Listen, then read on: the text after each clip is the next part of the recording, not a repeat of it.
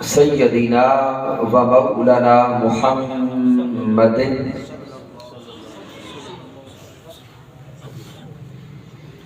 نبی الامین المکین الکریم الرؤوف الرحیم اما بعد فاعوذ باللہ من الشیطان الرجیم بسم اللہ الرحمن الرحیم قال اللہ تبارک و تعالی فی القرآن المجید وَلَقَدْ يَسَّرْنَا الْقُرْآنَ لِلذِّكْرِ فَهَلْ مِن مُدَّكِرٍ وقال اللہ تبارک و تعالی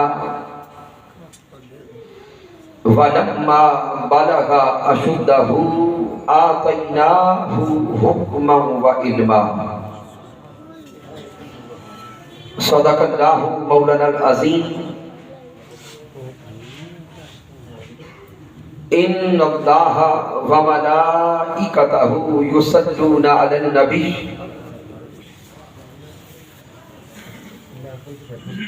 یا ایھا الذین آمنوا صلوا علیہ وسلموا تسلیما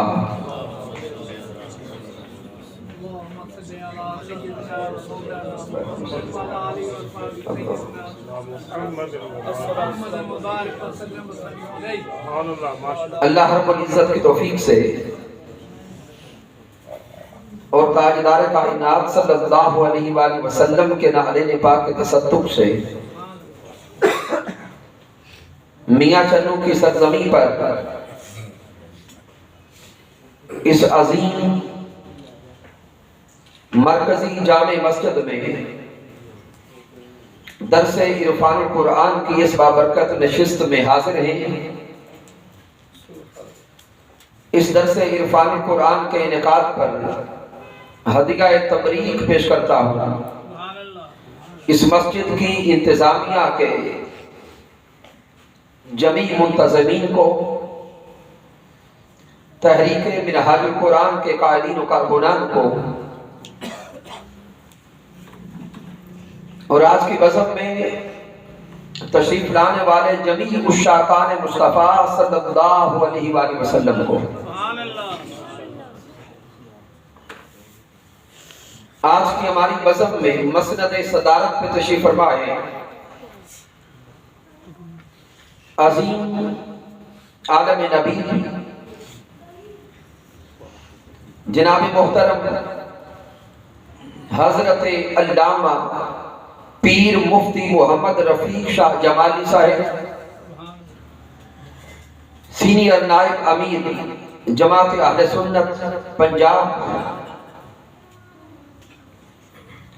ساتھ تشریف فرما ہے جناب محترم حاجی محمد تاج رفیق مغل صاحب،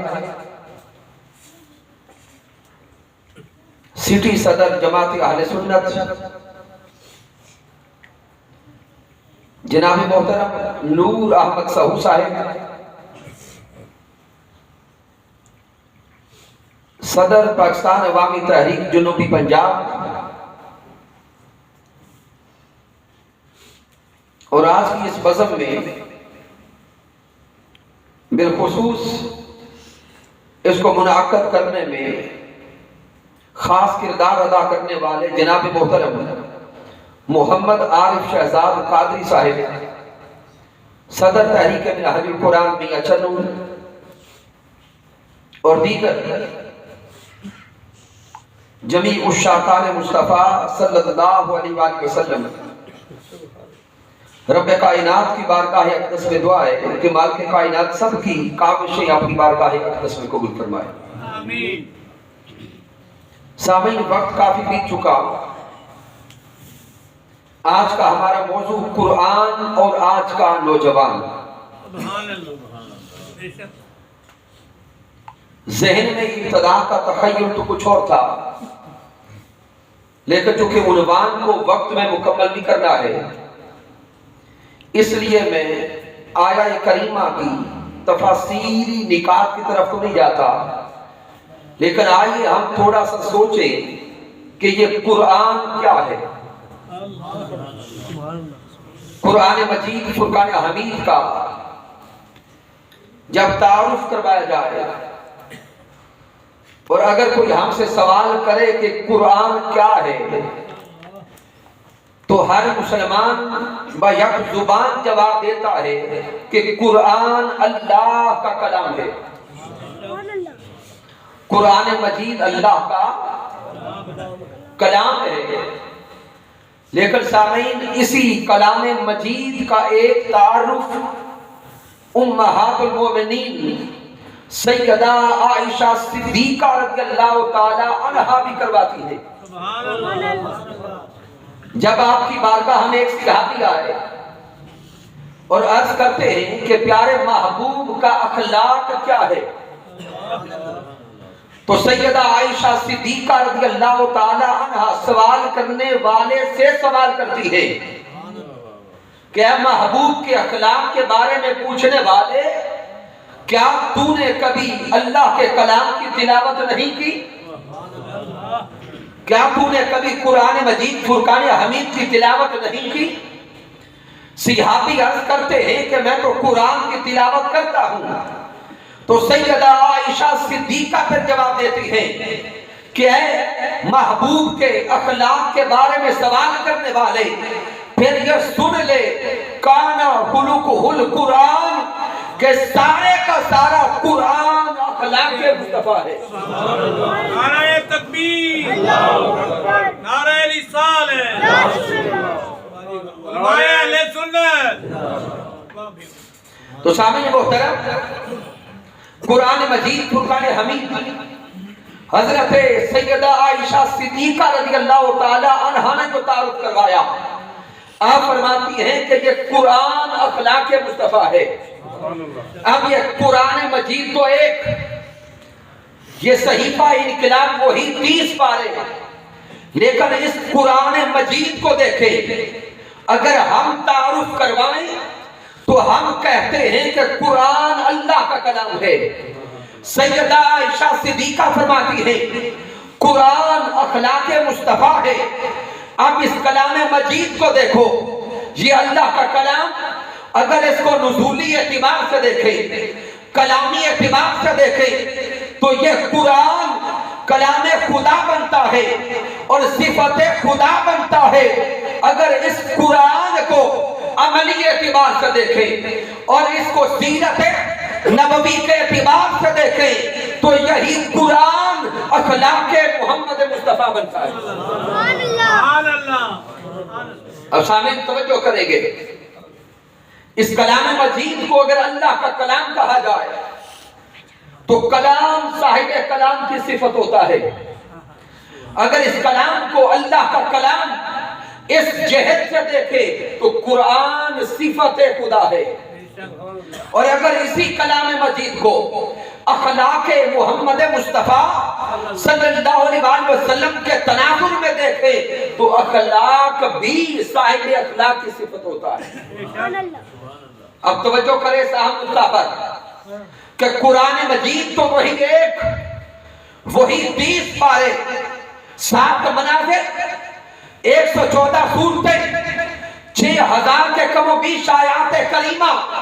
اب سوچنے والے سوچ میں پڑ گئے کہ قرآن تو ایک ہے وہی 114 سورتیں ہیں اگر نزولی اعتبار سے دیکھیں تو صفت خدا کہلائے گا عملی اعتبار سے دیکھیں تو صفت مصطفیٰ کہلائے گا. اب سوچنا یہ ہے کہ ایک کلام ایک ہی وقت میں صفت خدا کیسے ہے اور صفت محمد مصطفیٰ کیسے ہے. سبحان اللہ. سامعین ابو رفا اس نقطے کو حل فرماتے ہیں. حضور شیخ الاسلام ڈاکٹر محمد طاہر القادری مدرس اللہ علی یہ عقدہ اجا کرتے ہیں. آپ فرماتے ہیں کہ اللہ کا کلام نزولی اعتبار سے صفت الہیہ ہے.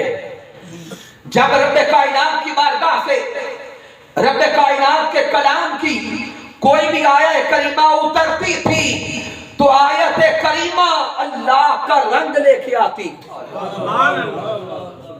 قرآن مجید کی ہر آیت اللہ کا رنگ لے کے آتی، اسی کلام کی ہر آیت میں اللہ کا رنگ ہوتا، کسی آیت مبارکہ میں اللہ کی صفات کا رنگ، کسی آیت مبارکہ میں اللہ کے جمال کا رنگ، کسی آیت کریمہ میں اللہ کے حسن کا رنگ۔ تو رب کائنات کا یہ کلام اللہ کی صفات کا رنگ، جمال کا رنگ، حسن کا رنگ، خصائل کا رنگ لے کر ذات محمد مصطفیٰ پر اترتا رہا۔ سبحان اللہ۔ جب بھی رب کائنات کا رنگ کلام مجید کی صورت میں ذات مصطفیٰ پہ اترتا، جب صفات الہیہ کا رنگ صفات مصطفیٰ پہ آتا تو صفت مصطفیٰ صفت خدا میں رنگی جاتی۔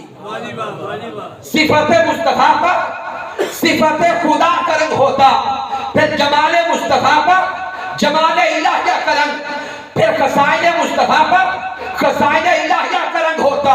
ادھر 23 سالوں میں کم و بیش قرآن کا نزول مکمل ہوتا ہے، ادھر ذات مصطفیٰ پر اللہ کا رنگ مکمل ہوتا ہے۔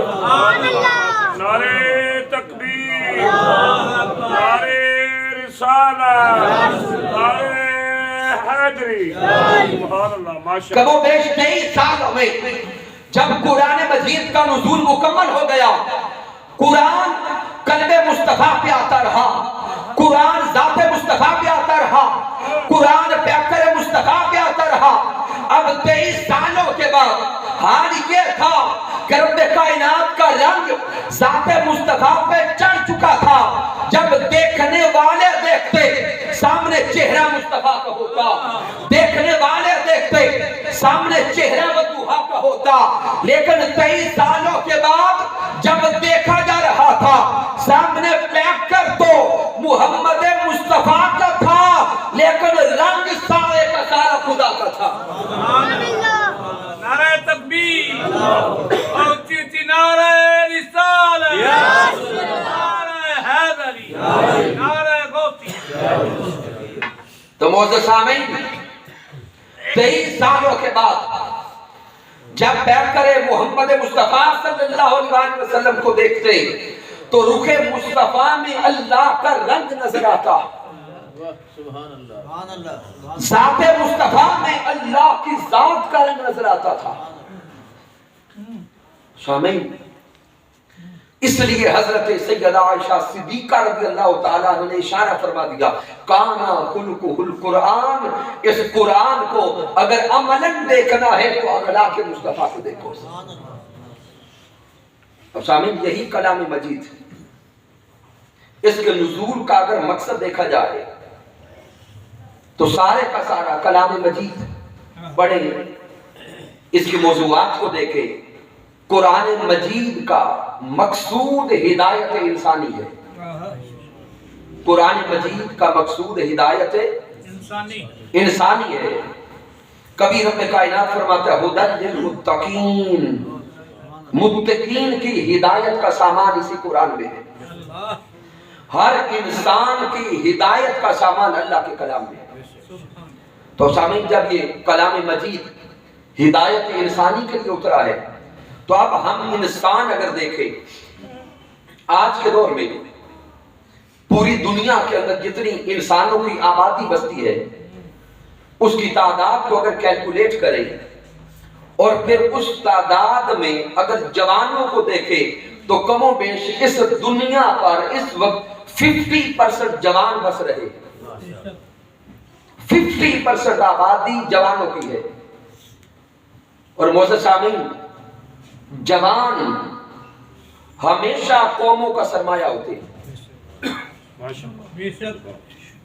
اگر جوان سمجھ جائیں تو قومیں سمجھ جاتی ہیں، اور اگر کسی قوم کے جوان بگڑ جائیں تو قومیں تباہ و برباد ہو جاتی ہیں۔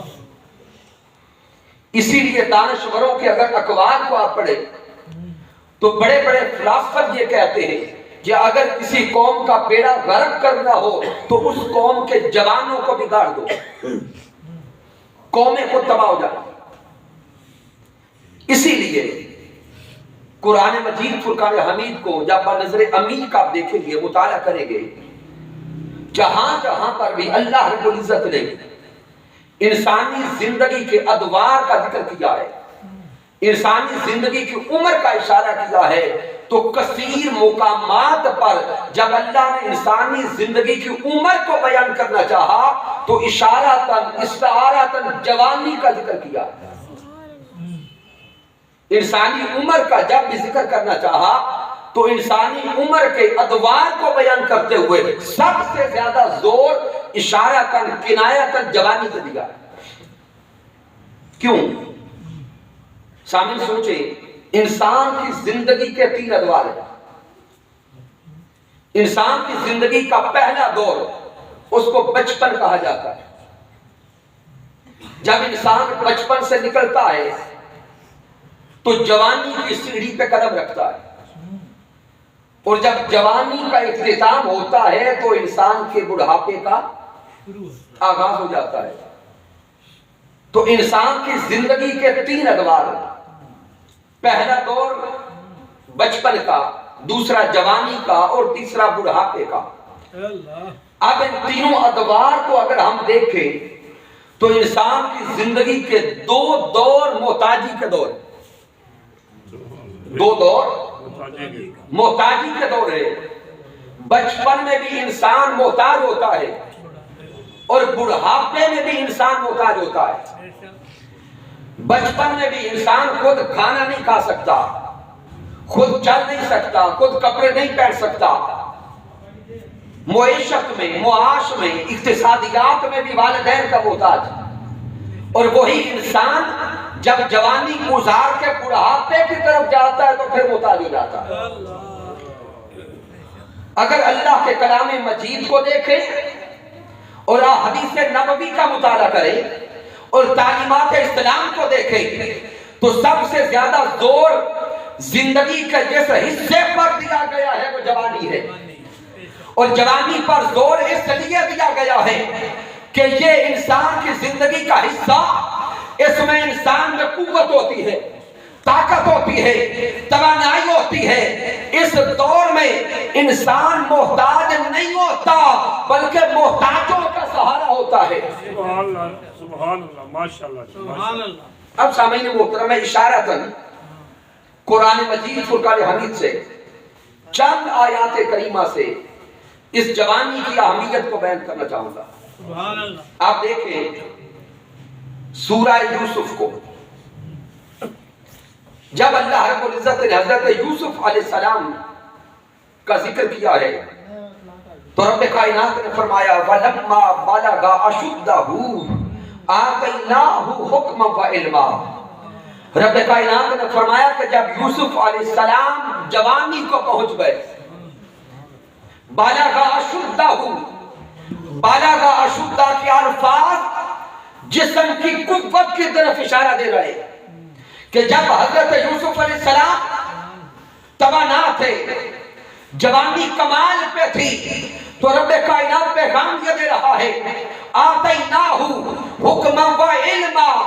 جب یوسف علیہ السلام جوانی میں تھے، جوانی کو پہنچ چکے تھے، ہم نے ان کو حکم بھی عطا کر دیا، علم بھی عطا کر دیا، علم تعبیر بھی دے دیا، ان کو بصیرت بھی دے دی، بصارت بھی دے دی، مقام بھی عطا کر دیا۔ تو سامعین حضرت یوسف علیہ السلام کا ذکر کرتے ہوئے اللہ نے جب اپنی عطاؤں کو بیان کرنا چاہا تو ساتھ اشارہ دیا جب یوسف علیہ السلام بلوغت کو پہنچ گئے۔ اب اس سے اگلی آیت کریمہ پہ غور کریں، اس سے اگلی آیت کریمہ میں ساتھ جوڑ کر رب کائنات نے حضرت یوسف علیہ السلام کے ساتھ اس زلیخا کے واقعہ کو بیان کیا ہے کہ جب وہ زلیخا حضرت یوسف علیہ السلام کو لے کر 7 کمروں میں لے گئی، اور یوسف علیہ السلام کو جب 7 کمروں میں لے کر پہنچ گئی، دروازے بند کر دیے، کنڈیاں لگا دی، تالے لگا دیے، تو اب مالک کائنات جوانی کو بیان کر کے امت مصطفیٰ کے جوانوں کو پیغام دے رہا ہے کہ محبوب کی امت کے جوانوں متوجہ ہو جاؤ یوسف علیہ السلام کی جوانی کی طرف کہ ادھر کمرہ بھی بند تھا، 7 دروازے بند تھے، کنڈیاں لگی تھیں، تالے لگے تھے۔ یوسف علیہ السلام کے سامنے دنیا کا حسن بھی تھا، دنیا کا طمع بھی تھا، وہ ساری کی ساری دنیا کی چاشنی موجود تھی، لیکن رب کائنات کا یہ عظیم پیغمبر معاذ اللہ کہتے ہوئے دنیا کے حسن کی طرف متوجہ نہیں ہوتا کہ بلکہ حسن مولا کی طرف متوجہ ہو جاتا ہے۔ سبحان اللہ، ماشاءاللہ، سبحان اللہ۔ اب غور کریں حضرت یوسف علیہ السلام کے بارے میں رب کائنات فرماتا ہے وَغَلَّقَتِ الْأَبْوَابُ، جب زلیخا نے دروازے بند کر دیے، وَقَالَتْ حِيثَ لَكَ، اور بول کے کہنے لگی کہ یوسف میری خواہش کو پورا کرو، میری خواہش نفسانی کو پورا کرو۔ صدقے جائیں اس عظیم پیغمبر پر، حضرت یوسف علیہ السلام پر، کہ حضرت یوسف علیہ السلام اپنی توجہات اس دنیا کے حسن کی طرف نہیں کرتے بلکہ اپنی توجہ مولا کے حسن کی طرف کرتے۔ اب حضرت یوسف علیہ السلام نے عورت کا حسن نہیں دیکھا، دنیا کا حسن نہیں دیکھا، پلٹے پچھلے قدموں، جب دوڑے تو حضرت یوسف علیہ السلام جب مولا کی طرف متوجہ ہو کر پچھلے قدموں چل پڑے، وہ دروازے کھلتے گئے، کنڈیاں کھلتی گئیں، تالے ٹوٹتے گئے، اور امت مصطفیٰ کے جوانوں کو پیغام ملتا گیا، محبوب کے امتیوں دنیا کے حرص کو چھوڑ کر، ہوس کو چھوڑ کر، حسن کو چھوڑ کر مولا کی طرف متوجہ ہونا تمہارا کام ہے، دروازے کھول دینا اس مولا کا کام ہے۔ نعرہ تکبیر، اکبر، نعرہ رسالت، علماء اہل سنت۔ سامعین محترم، حضرت یوسف علیہ السلام کی جوانی کو بیان کر کے مالک کائنات نے ساتھ اس زلیخا کے واقعے کو بیان کیا۔ آج کے اس درس عرفان القرآن میں آئیے ہم سارے کے سارے بالخصوص جوان اپنی زندگی کے ایام پہ متوجہ ہوں۔ نام تو لیتے ہیں غلامی مصطفیٰ کا، دعویٰ ہے چاہت مصطفیٰ کا، دعویٰ ہے عشق مصطفیٰ کا، تو کیا ہماری جوانیاں دنیا کے حرص سے پاک ہیں یا ہم دنیا کو دیکھ کر خود مارے مارے پھر جاتے ہیں؟ جوانوں غور کرو، کیا آج ہمارے ایام اللہ کے ذکر میں گزرتے ہیں یا چوکوں میں گزرتے ہیں؟ کیا آج ہماری زندگی کے شب و روز اس دنیا کے حسن کے پیچھے پھرتے ہوئے گزرتے ہیں یا رب کائنات کے محبوب کے حسن کے تلاش کرنے میں گزرتے ہیں؟ آج ہمیں اپنے بارے میں سوچنا ہوگا۔ سامعین اسی کلام مجید میں سورۃ الکہف کا مطالعہ کریں اور اصحاب کہف کے واقعے کو پڑھیں۔ جب اللہ رب العزت نے اصحاب کہف کے واقعے کو بیان فرمانا چاہا تو اللہ رب العزت ارشاد فرما رہا ہے ام حسبت ان اصحاب الکہف والرقیم کانوا من آیاتنا عجبا۔ رب کائنات فرماتا ہے کہ اصحاب کہف کے واقعہ کو دیکھو، وہ کتنا عجیب واقعہ ہے۔ اس کے عجب کو بیان کر کے آگے غور کرے، ساتھ رب کائنات فرماتا ہے اذ اول فتیۃ الی الکہف، جب وہ جوان غار کی طرف چل پڑے۔ اب غور کرے، یہاں اللہ ذکر اپنے اولیاء کا کر رہا ہے، یہاں رب کائنات ذکر اپنے اولیاء کا کر رہا ہے، مقصود ولیوں کو بیان کرنا ہے۔ لیکن سامعین رب کائنات یہ نہیں فرما رہا کہ جب میرے ولی غار کی طرف چلے، اللہ یہ بھی نہیں فرما رہا کہ جب وہ صالحین غار کی طرف چل پڑے۔ بالخصوص جوانی کی عمر کا اشارہ دیا۔ اب ذہن سوال کرتا ہے مولا کیوں؟ بتانا تو تو نے صالحین کے بارے میں تھا، تو ساتھ جوانی کا ذکر کیوں کیا؟ اس لیے سامعین اب سوچے نا ہمارے ولایت کے بارے میں تصورات کیا ہے؟ جب بھی کوئی کسی کے بارے میں کہے کہ فلاں شہر میں کوئی بڑا ولی رہتا ہے، ہمارا ذہن فوراً ایک نقشہ تیار کرتا ہے کہ وہ ولی بڑی عمر والا ہوگا۔ ہم نے ولایت کو بڑھاپے کے ساتھ جوڑا ہوا ہے۔ ہم تصور کرتے ہیں کہ وہ سفید ریش ہوگا، لیکن رب کائنات نے جب اپنے اولیاء کو بیان کرنا چاہا تو فرمایا اِذْ أَوَلْ فِتْيَةُ إِلَى الْكَهْفِ، جب وہ میرے ولی جو جوان تھے وہ آبادی کو چھوڑ کے غار کی طرف چل پڑے۔ تو گویا جہاں پر بھی رب کائنات ولایت کا تصور سمجھاتے ہوئے امت مصطفیٰ کو پیغام دے رہا ہے کہ اگر ولایت چاہتے ہو تو سمجھ لو ہمیشہ ولایت کے اگر قریب جانا چاہتے ہو تو جوانی میں ایک قدم تم اٹھاؤ، مولا ولایت عطا کر دے گا۔ جوانی میں اپنے مولا کی طرف چلو۔ اس جوانی کی عمر میں رب کائنات کی محبت میں خود کو فنا کرو۔ اس جوانی میں اپنے آپ کو چہرہ مصطفیٰ کا اسیر بنا لو، رب کائنات خود تمہیں اپنا ولی بنا لے گا۔ سبحان اللہ۔ اسی لیے تو عرفاء فرماتے ہیں کہ در جوانی توبہ کردن شیوائے پیغمبری، کہ اگر کوئی انسان جوانی میں تائب ہو جائے وہ آج نبی تو نہیں بن سکتا لیکن وہ انبیاء کے راستے پہ چل کے ولی ضرور بن جائے گا۔ ماشاءاللہ، سبحان اللہ، سبحان اللہ۔ تو یہاں بھی اللہ رب العزت نے جوانی کی عمر کا اشارہ دیتے ہوئے ولایت کا تصور سمجھایا کہ اے جوانوں اپنی جوانی کو مطہر کرو، پاکیزہ کرو، مصفا کرو، مولا خود تم سے محبت کرنے لگ جائے گا۔ تو شامل اسی کلام مجید میں حضرت ابراہیم علیہ السلام کا ذکر آیا۔ یہ سورۃ الانبیاء کو پڑھے۔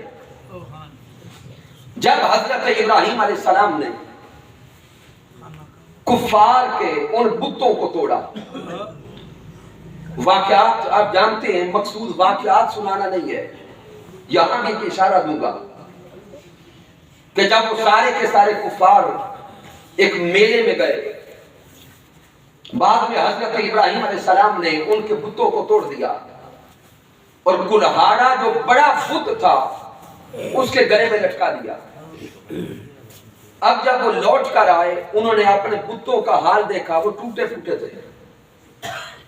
اب وہ پریشان بھی تھے اور آپس میں باتیں کرتے ہوئے سوچ رہے تھے کہ ہمارے بتوں کا یہ حال کس نے کیا۔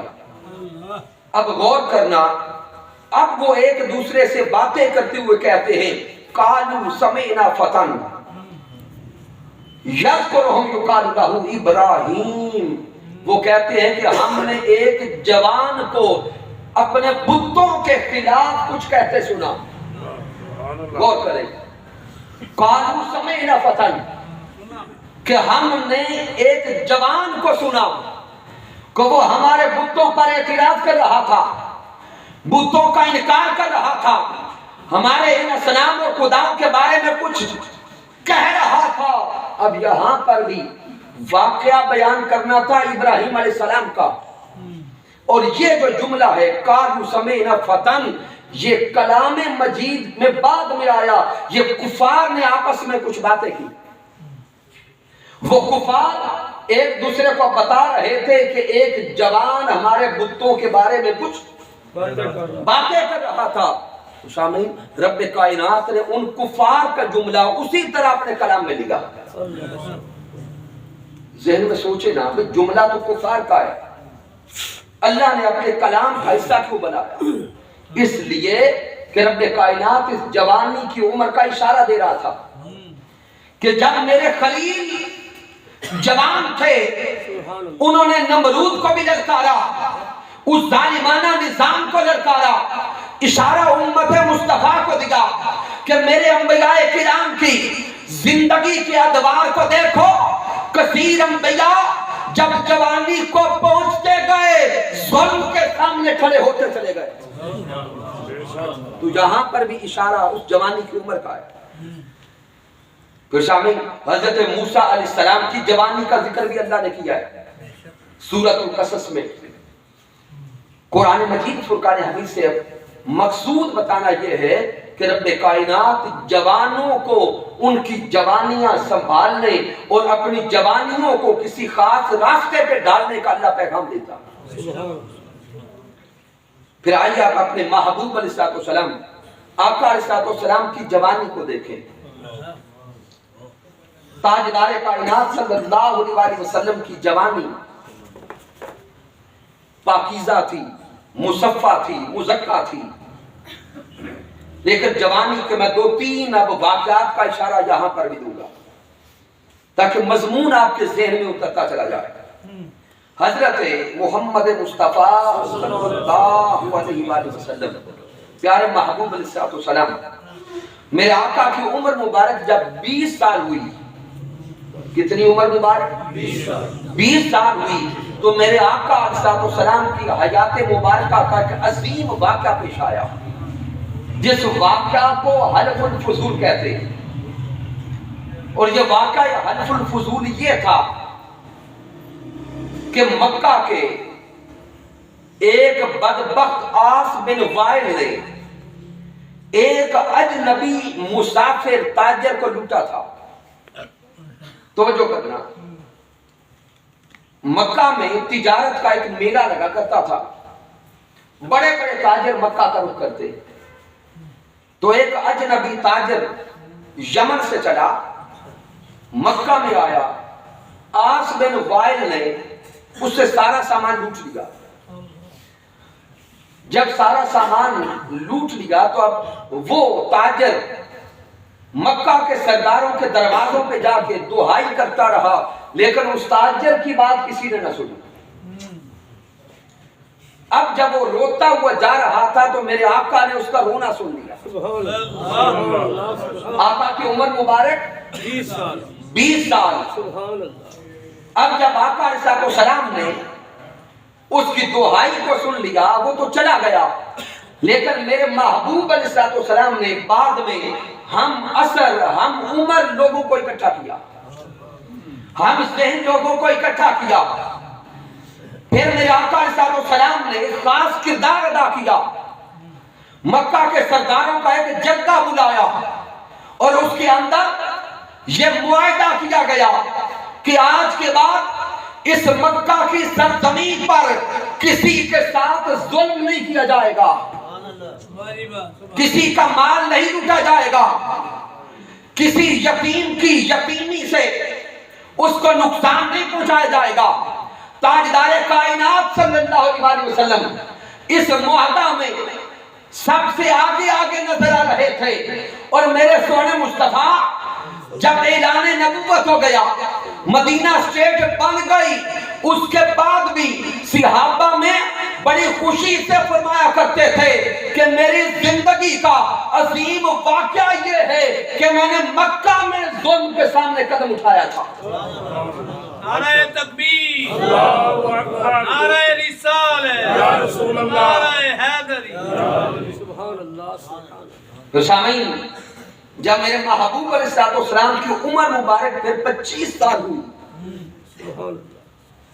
اب میرے آقا علیہ السلام نے عملاً تجارتی اسفار کا آغاز کیا۔ میرے آقا علیہ السلام حضرت سیدہ خدیجہ الکبریٰ رضی اللہ تعالی عنہا کا سامان تجارت لے کر سفر تجارت پہ روانہ ہوئے۔ پھر پہ در پہ ان 3-4 سالوں میں محبوب علیہ السلام نے کئی ممالک کی طرف سفر تجارت کیا۔ اب جب میرے محبوب علیہ السلام تاجر بن کر گئے تو آقا علیہ السلام جس بھی بازار میں جاتے ایک شور مچ جاتا کہ ایک جوان امانتدار تاجر آیا ہے۔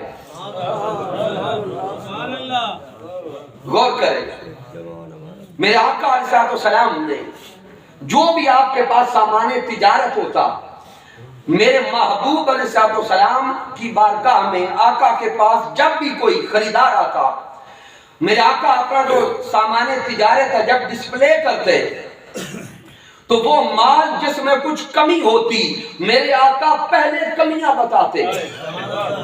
غور کریں، میرے سونے آقا اپنی زبان سے اپنے مال کی کمیاں خود بیان فرماتے. سننے والے حیرت میں مبتلا ہوتے، کہتے کہ ہم نے بازار کے اندر ایسا تاجر پہلی بار دیکھا ہے کہ جو اپنے سامان کی کمیاں خود بیان کرتا ہے. آج ہم بھی تجارت کرتے ہیں، ہم بھی تجارت کرتے ہیں. یہاں تک کہ سیرت النبی کا مطالعہ کریں. میرے محبوب علیہ السلام ایک دن 20 اونٹ لے کر تجارت کے لیے نکلے. اونٹ بیچنے تھے. کسی میلہ میں آقا علیہ السلام یعنی کسی تجارت کے خاص پوائنٹ پہ آقا علیہ السلام وہ 20 اونٹ لے کر گئے بیچنے کے لیے. ساتھ میرے آقا کے غلام بھی تھا.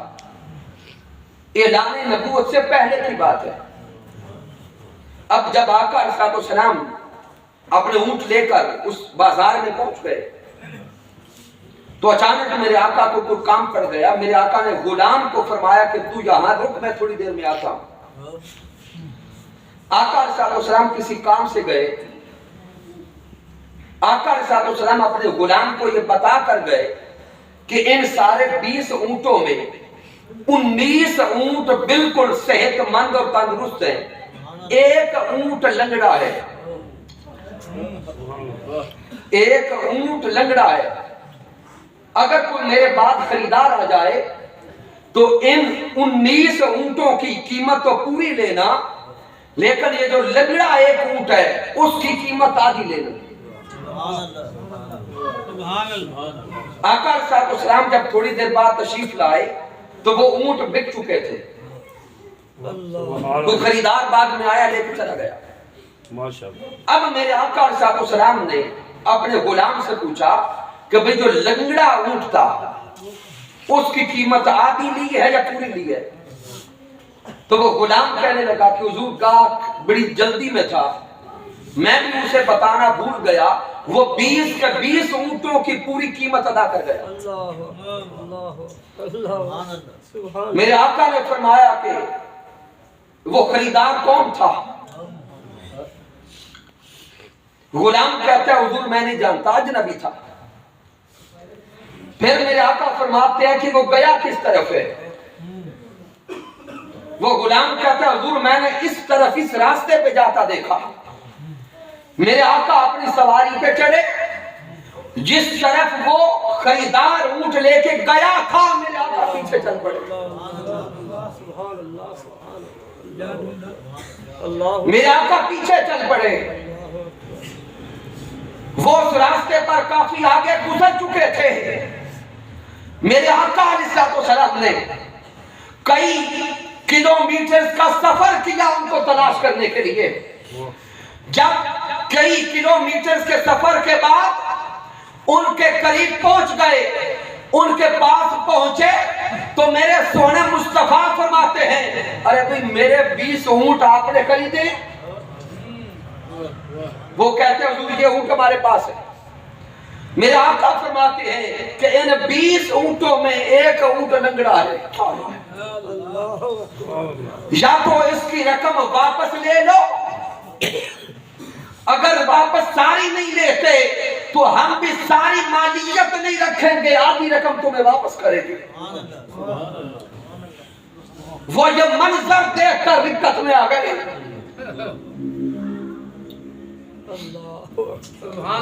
آقا کے چاہنے والوں اور تاجدار کائنات صلی اللہ علیہ وسلم کا کلمہ پڑھنے والوں، آقا سے عشق کا دعویٰ کرنے والوں، آج ہم بھی زندگی میں زندگی گزارنے کے لیے معیشت کا کام کرتے ہیں، مال کماتے ہیں، لیکن ہمارے کمانے کا ہاتھ عجیب بن چکا ہے کہ ہم کماتے تو ہیں لیکن حلال و حرام کے تصور کو ذہن سے نکال چکے ہیں۔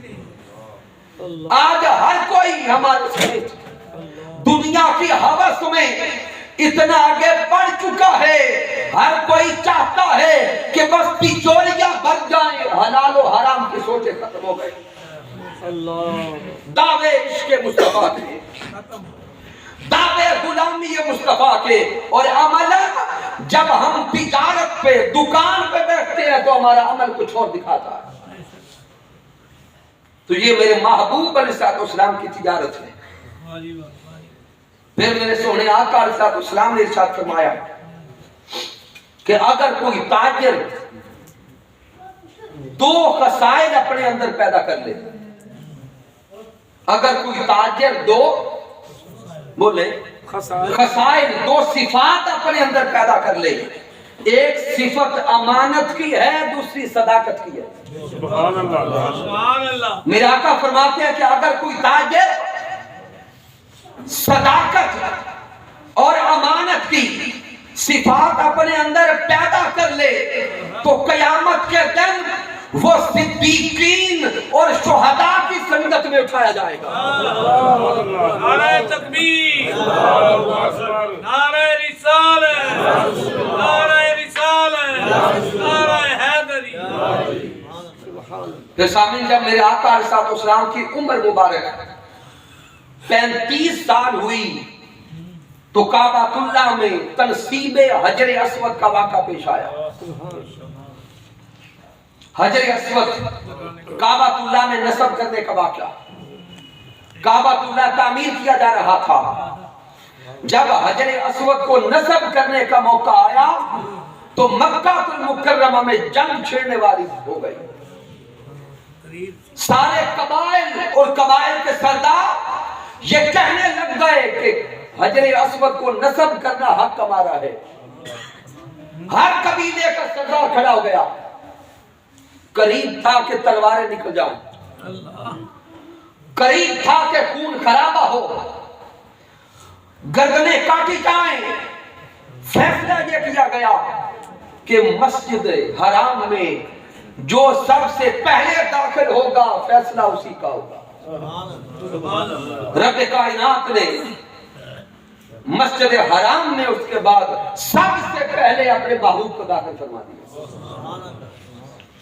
جب میرے محبوب علیہ السلام مسجد حرام میں آئے، سارے مکہ والوں نے دیکھا تو ہر کوئی بول اٹھا کہ اس جوان کا فیصلہ ہم قبول کریں گے۔ اور میرے آقا نے فیصلہ بھی کمال کیا۔ میرے آقا علیہ السلام نے فرمایا کہ چادر بچھائی جائے، چادر بچھائی گئی، حجر اسود چادر پہ رکھا گیا۔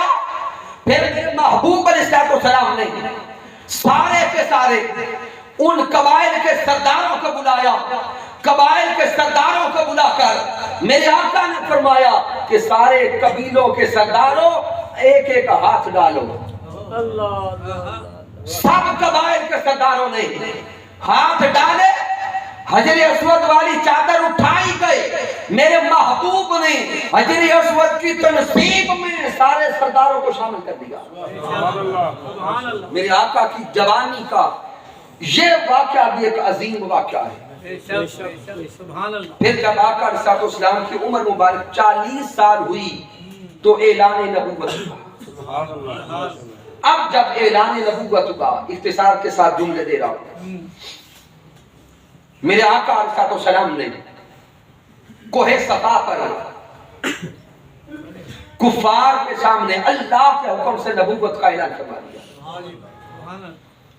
محبوب علیہ السلام کے سامنے مکہ کے کفار تھے، وہ سارے کے سارے سردار تاجدار کائنات کے سامنے کھڑے تھے، اور میرے محبوب علیہ السلام نے اعلان فرمایا کہ یہ سارے بت، ان میں سے خدائی کے لائق کوئی بھی نہیں، خدائی کے لائق ایک ذات اللہ کی ہے۔ اسی رب کائنات نے پوری کائنات کو بنایا، خالق بھی وہی، رازق بھی وہی، مالک بھی وہی، اور اسی مالک نے مجھے سچا رسول بنا کے بھیجا۔ سبحان اللہ، نعرہ تکبیر، نعرہ رسالت۔ اب سامعین، کفار نے محبوب علیہ السلام سے معجزہ طلب کیا۔ توجہ کریں گے اس نقطہ پر، جب آقا نے نبوت کا اعلان کیا تو کفار نے معجزہ مانگا۔ جب کفار نے معجزہ مانگا تو تاجدار کائنات صلی اللہ علیہ وسلم نے اپنے مولا کی طرف توجہ کی۔ رب کائنات سے عرض کیا، مولا یہ مکہ والے دلیل نبوت کے طور پہ معجزہ مانگتے ہیں، مولا معجزہ عطا کر۔ رب کائنات کا جواب آتا ہے، محبوب ان معجزہ مانگنے والوں کو یہ جملے ارشاد فرما دے، فَقَدْ لَبِثْتُ فِيكُمْ أُمُورًا مِّن قَبْلِهِ أَفَلَا تَعْقِلُونَ۔ ارے معجزہ طلب کرنے والوں، اور کوئی معجزہ نہیں دکھاتا، تم میری ساری کی ساری زندگی کو دیکھو۔ سبحان اللہ، سبحان اللہ، تم میری زندگی کے انجام کو دیکھو۔ مکہ والو، میرا بچپن بھی تم نے دیکھا، لڑکپن تم نے دیکھا، جوانی تم نے دیکھی، بولنا چالنا تم نے دیکھا، اٹھنا بیٹھنا تم نے دیکھا، شادی بیاہ تم نے دیکھا۔ میرے بچپن سے لے کر آج 40 سال تک، 40 سالہ زندگی کا ایک ایک لمحہ تمہارے سامنے ہے۔ اگر اعتراض کر سکتے ہو تو رب کا انکار کر دو۔ سبحان اللہ۔ رب کائنات نے محبوب کو یہ کلام عطا فرمایا، فَقَدْ لَبِثْتُ فِيكُمْ أُمُورًا مِّن قَبْلِهِ أَفَلَا تَعْقِلُونَ۔ رب فرما رہا ہے، محبوب اور معجزہ نہیں دیتے، ہماری طرف سے تو سب سے بڑا معجزہ تو ہے۔ اے میرے سونے یار، ہم نے تو تیری ذات کو معجزہ بنایا، ہم نے تیری صفات کو معجزہ بنایا، ہم نے تیری ولادت کو معجزہ بنایا۔ سونے محبوب، تیری ولادت معجزہ، تیرا لڑکپن معجزہ، تیری جوانی معجزہ، تیرا بولنا معجزہ، تیرا تکنا معجزہ، تیرا سننا معجزہ۔ میرے مصطفیٰ، تیرا اس کائنات میں آنا بھی معجزہ ہے، یہ دنیا چھوڑ کے آگے جانا بھی معجزہ ہے۔ تو محبوب علیہ السلام کی 40 سالہ عمر مبارک میں ادھر جوانی عروج پر تھی، اور ادھر رب کائنات نے ذات مصطفیٰ کو دلیل بنا کر، اپنی ذات پر شاہد بنا کر پوری دنیا کے سامنے پیش کر دیا۔ سبحان اللہ۔ تو یہ میرے آقا علیہ السلام کی جوانی کے چند واقعات کہ سامعین، اگر محبوب علیہ السلام کی حیات مبارکہ کو دیکھتے چلے جائیں، ہماری زندگیاں ختم ہو جائیں گی، لیکن محبوب کی حیات طیبہ کا ایک وصف بھی بیان نہیں ہے۔ بے شک، بے شک۔ پھر آقا علیہ السلام نے اپنی امت کے جوانوں کو اپنی زبان اقدس سے کچھ پیغام دیے۔ سبحان اللہ۔ میرے سونے آقا علیہ السلام نے فرمایا، حضرت انس بن مالک رضی اللہ تعالیٰ عنہ، میرے آقا فرماتے ہیں، ان اللہ یحب الشاب التائب۔ میرے آقا فرماتے ہیں کہ اگر کوئی جوان جوانی میں توبہ کر لے، اگر کوئی جوان جوانی میں توبہ کر لے، میرے آقا فرماتے ہیں کہ اللہ اس توبہ کرنے والے جوان سے محبت کرتا ہے۔ سبحان اللہ۔ سبحان اللہ۔ سوچو نا، ہم نمازیں، روزے، حج، زکات اللہ کی محبت میں ادا کرتے ہیں بے شک، بے شک۔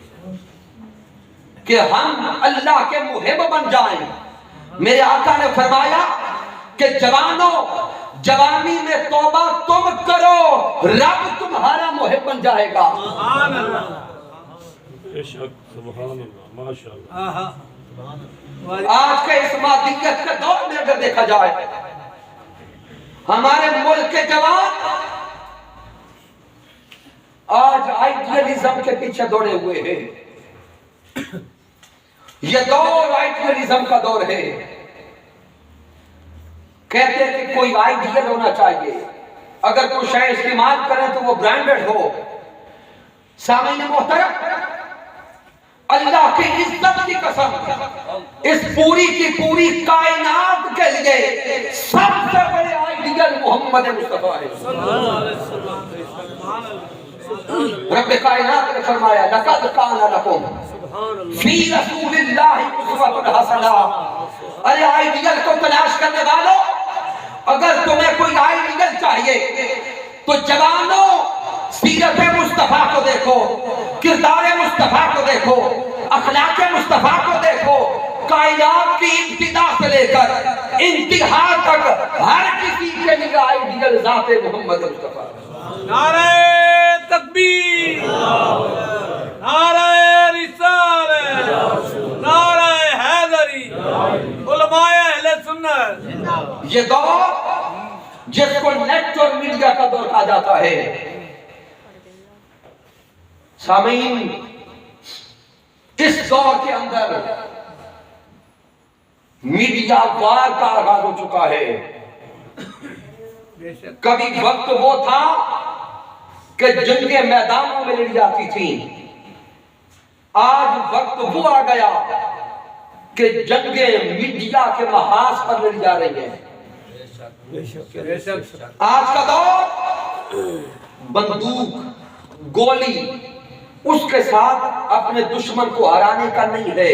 آج کا دور نظریات کا دور ہے، نظریات کا دور ہے. اپنی فکر دوسرے کے ذہن میں ڈالنے کا دور ہے، دوسرے کے ذہن کو ہائی جیک کر کے اس سے اپنے کام کروانے کا دور ہے. آئیے اپنے بارے میں سوچیں، کہیں ہم دشمن کے اعلیٰ کار تو نہیں بنے ہوئے؟ رہ بھی اپنے ملک میں رہے ہیں، شام کو رات کو سوتے بھی اپنے گھروں میں ہیں. کیا ہم اپنا کام کر رہے ہیں یا دشمن کا دیا ہوا کر رہے ہیں؟ دشمن کا ہی کام.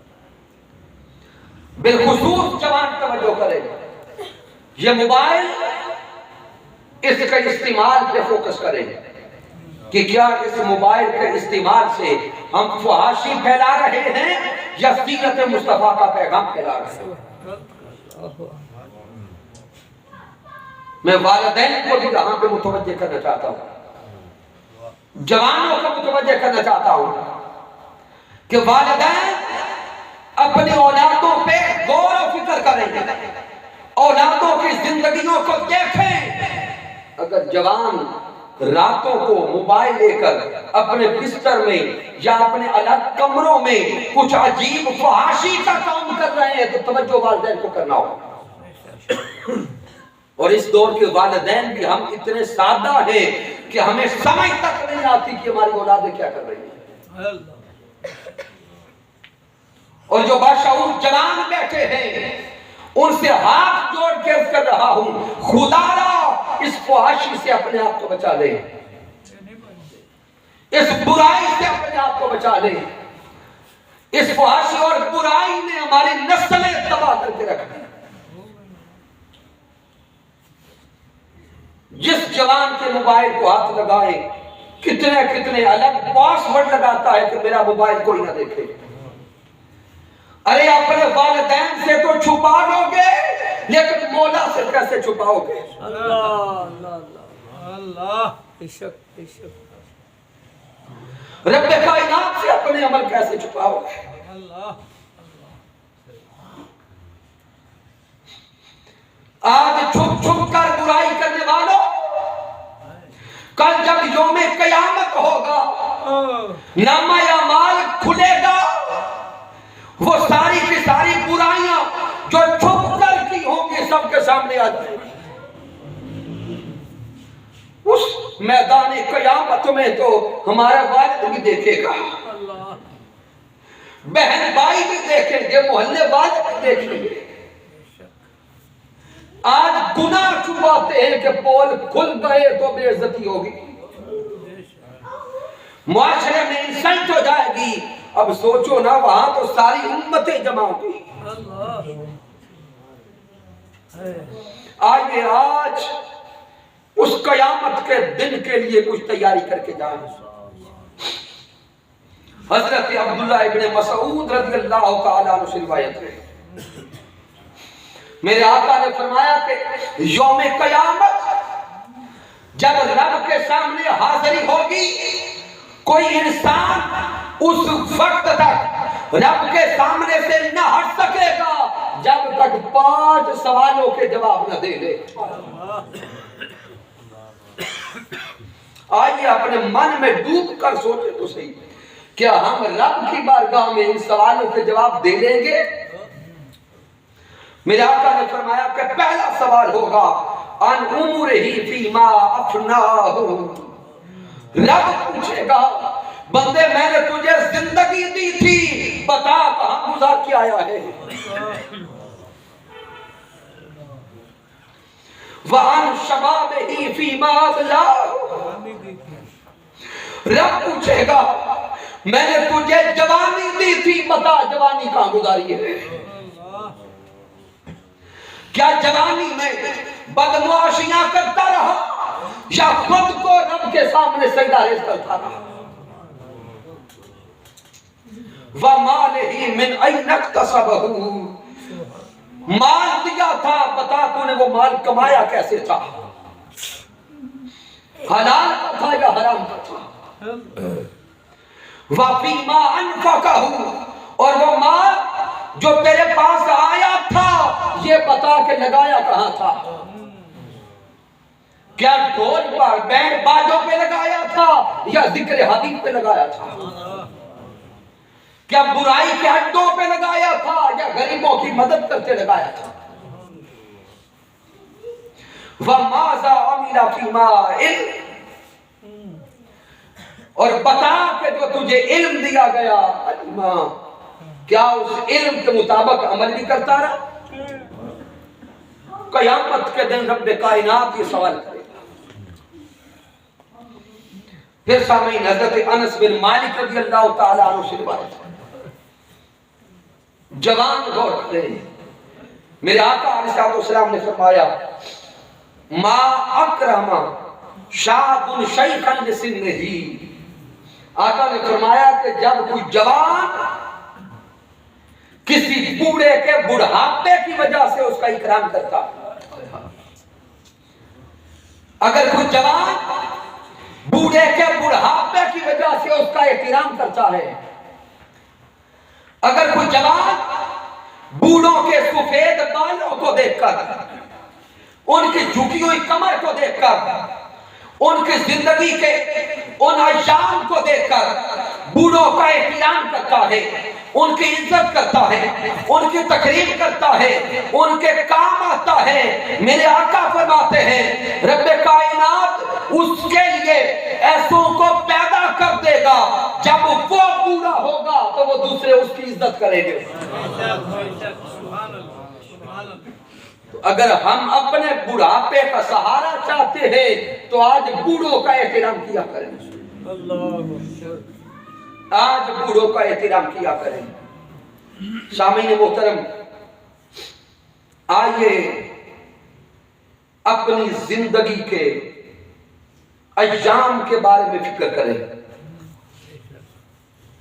زندگی گزرتی جا رہی ہے، وقت اتنی تیزی سے گزرتا جا رہا ہے کہ سمجھ نہیں آتی کہ صبح کب ہوئی شام کیسے ہو گئی.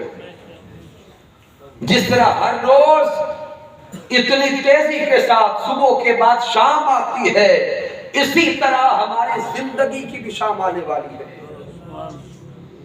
ہماری زندگی کی بھی شام آنے والی ہے.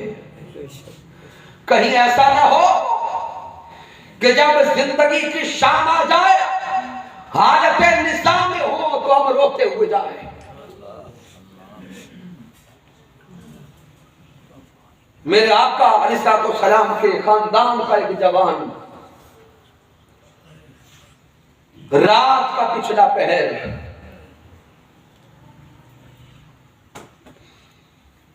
اللہ کا گھر خانہ کعبہ، ایک جوان کی چیخوں کی آواز آ رہی ہے،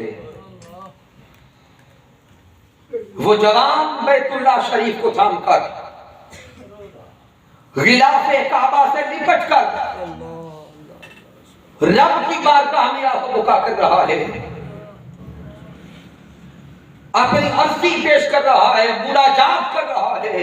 وہ جوان کہتا ہے کہ مولا اس دنیا کا سب سے بڑا گناہگار تیری بارگاہ میں آ گیا۔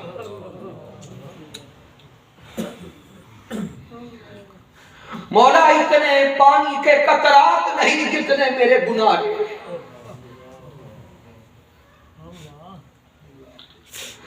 اتنے ریت کے ذرات نہیں جتنے میرے گناہ ہیں،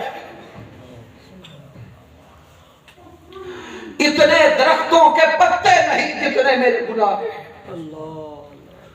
وہ جوان ساری رات سے رب کی بارگاہ میں آہ بکا کر رہا ہے کہ طواف کرنے والے اس کی آہ بکا کو سن کر وہ جوان تو روتا ہی ہے، اس کا رونا سن کر طواف کرنے والے بھی رو رہے ہیں۔ جب رات بیتنے کو ہے، طواف کرنے والوں میں سے کسی نے کچھ لوگوں کو روکا، کہا کہ لگتا ہے کہ کوئی بڑے گناہ کر کے آیا،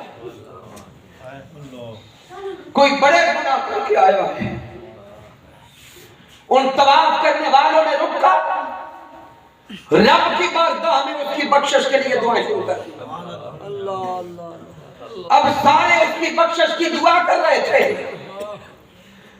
اس کے گناہ بخشوانے کی دعا کر رہے تھے کہ کسی نے کہا ارے دیکھو تو صحیح کہ جوان ہے کون؟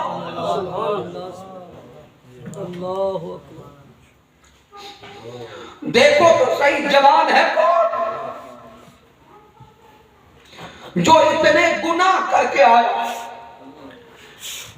ایک بزرگ نے آگے بڑھ کر اس جوان کے کندھے پہ ہاتھ رکھ کے کہا کہ جوان چہرہ تو دکھا، تو کون ہے؟ جب اس جوان نے پیچھے مڑ کر دیکھا، دیکھنے والوں نے دیکھا کتنے غش کھا کے گر گئے۔ ارے وہ کوئی اور گناہگار نہ تھا، وہ امام زین العابدین تھے جو رب کی بارگاہ میں گریہ گزاری کر رہے تھے۔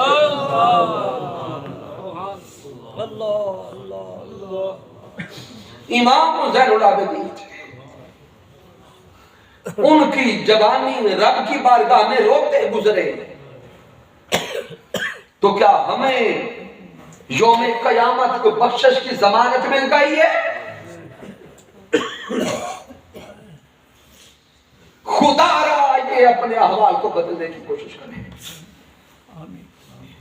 اس مادیت کے دور میں، اس فتنہ کے دور میں، حضور شیخ الاسلام ڈاکٹر محمد طاہر القادری مدث اللہ علیہ اس قوم کے لیے ہر جہت پر کام کر رہے ہیں۔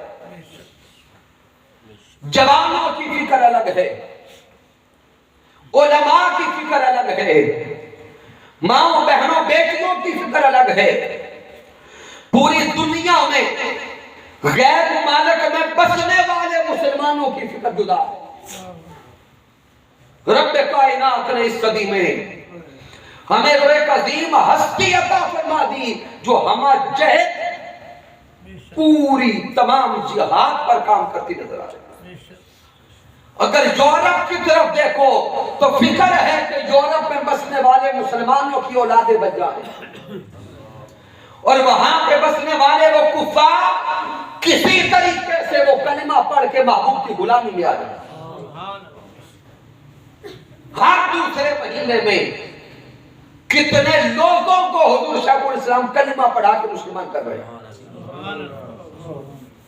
اگر علمی میدان میں دیکھیں، نعرہ تکبیر، نعرہ رسالت، نعرہ رسالت، نعرہ حیدری۔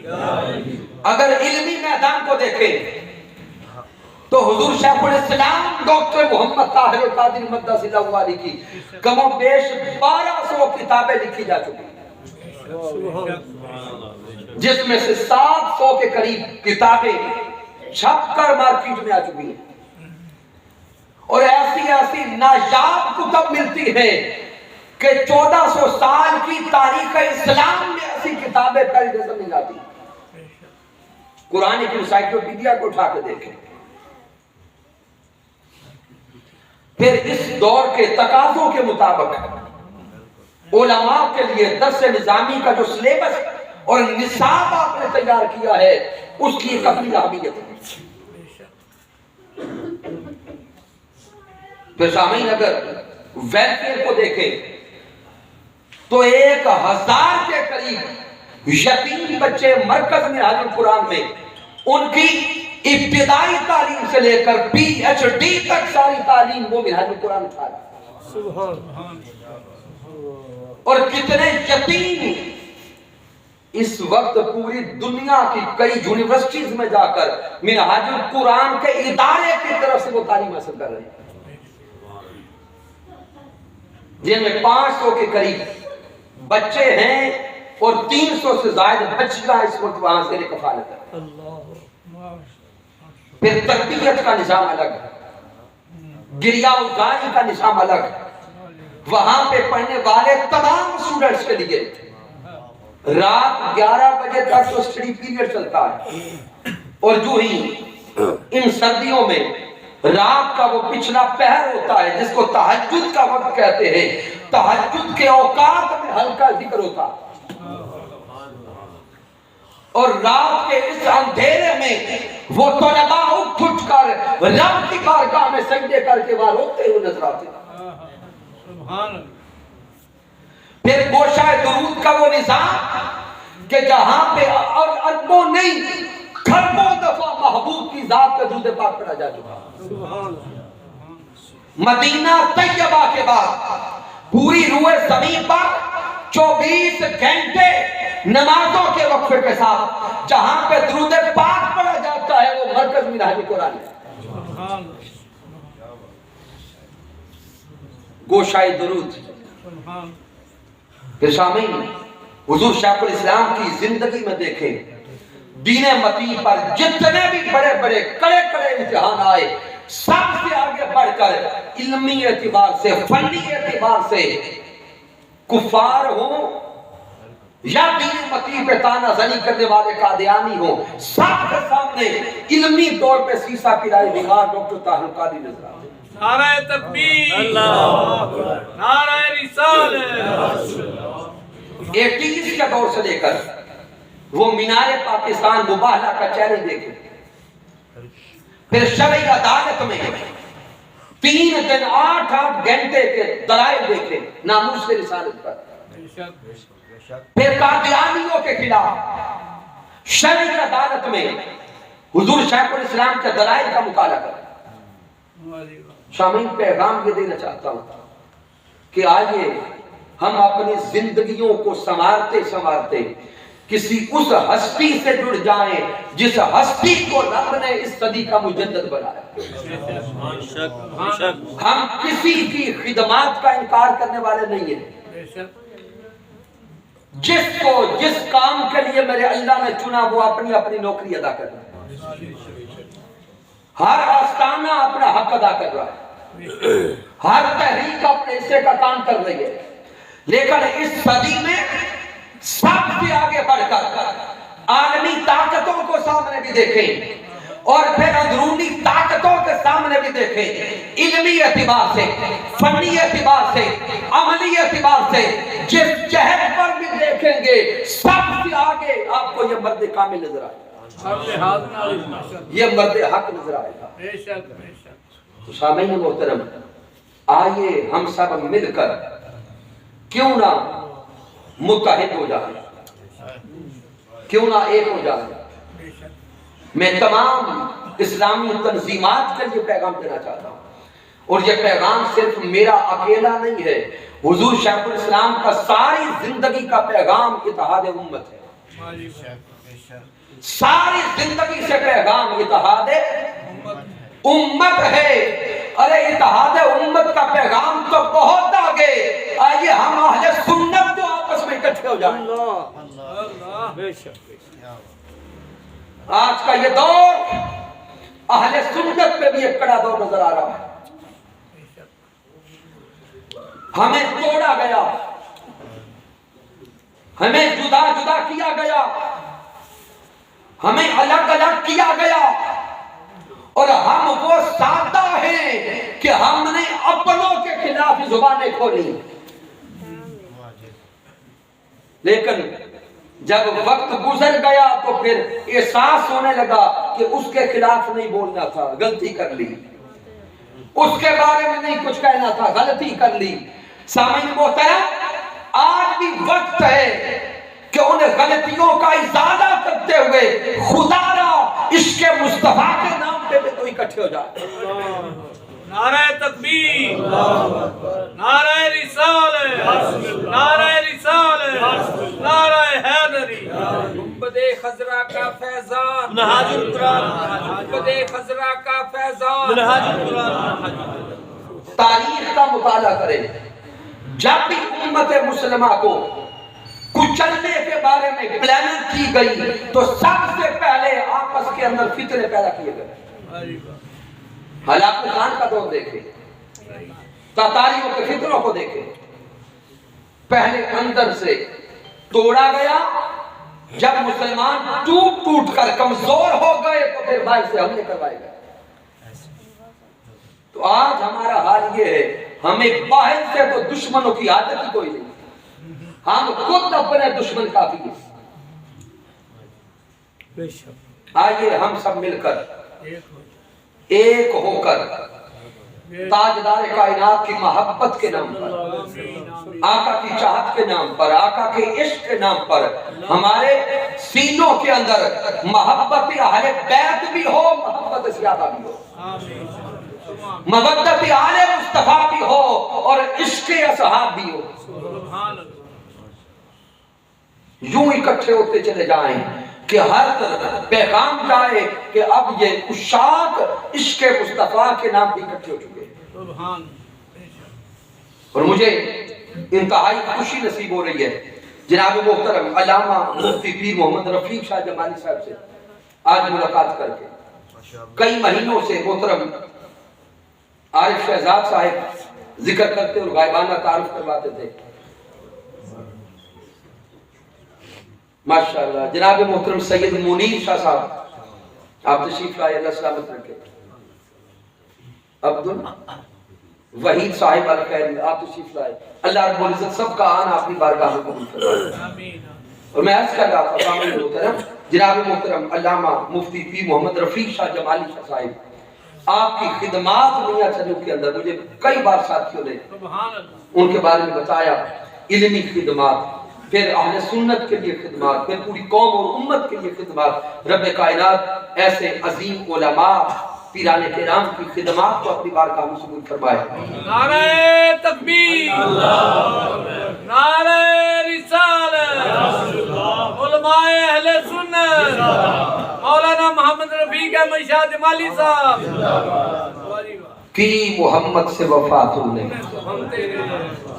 تو ہم تیرے ہیں، یہ جہاں چیز ہے کیا لوح و قلم تیرے ہیں۔ میں نے جو کچھ بیان کیا، اگر اس میں کچھ کمی ہے، کوئی کجی ہے، کوئی غلطی ہے تو مجھے ناچیز کی طرف سے ہے رب کائنات معاف فرما دے۔ اگر اس میں کوئی اچھائی اور کمال ہے تو اللہ کی عزت کی قسم میرا کوئی کمال نہیں، یہ میرے اللہ کا کرم ہے، آقا علیہ الصلوۃ والسلام کی رحمت ہے، اور میرے قائد، میرے مربی، میرے استاد حضور شیخ الاسلام ڈاکٹر محمد طاہر قادری مدد ضلع والی کی صحبت کا فیضان ہے۔ وما علینا الا البلاغ المبین۔ جزاک اللہ خیر۔